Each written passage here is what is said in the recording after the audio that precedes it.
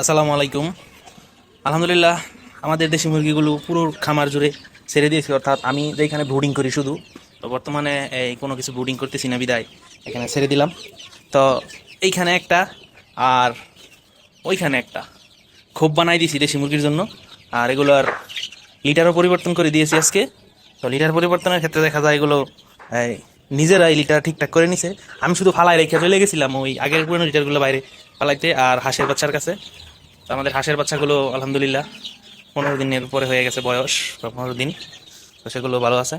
তো যেহেতু তুমি হাঁসের বাচ্চার ক্ষেত্রে নতুন, তো যারা হাঁস লালন পালন করেন আমাকে এই টিপস দিবেন, পরামর্শ দিবেন কিভাবে কি করতে হয়।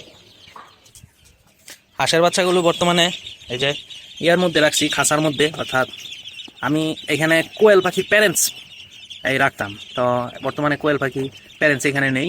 তো আলাদা আসলে আমরা খামার করছি যেহেতু কোয়েল পাখির, সেই কারণে মুরগির সাথে কোয়েল পাখি রাখি না। তো হাঁসও এখানে রাখবো না, হাঁসও আমরা 2-1 দিনের মধ্যে অন্যত্র নিয়ে যাব।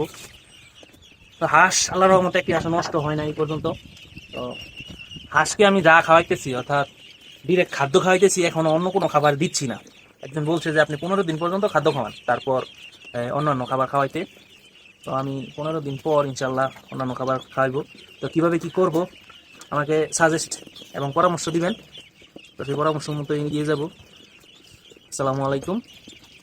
আর আমাদের জন্য দোয়া করবেন, আল্লাহ যেন আমাদের ব্যবসায় বরকত দান করেন।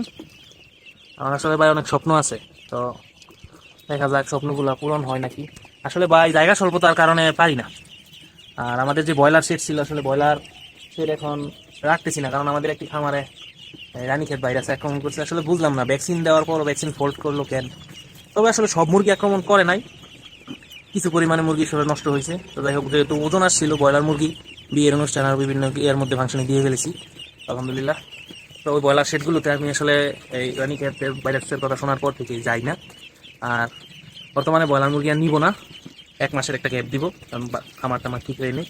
আর অন্যান্য প্রকার মুরগিও এখন নিব না, খামারে যেগুলো আছে এগুলোই, শুধু প্যারেন্টসগুলো। ভাইরাস ঠিক না হলে আমি আসলে আগাইতে চাচ্ছি না। তো আমাদের জন্য দোয়া করবেন, আসলে আল্লাহ যা করেন ভালোর জন্যই করেন।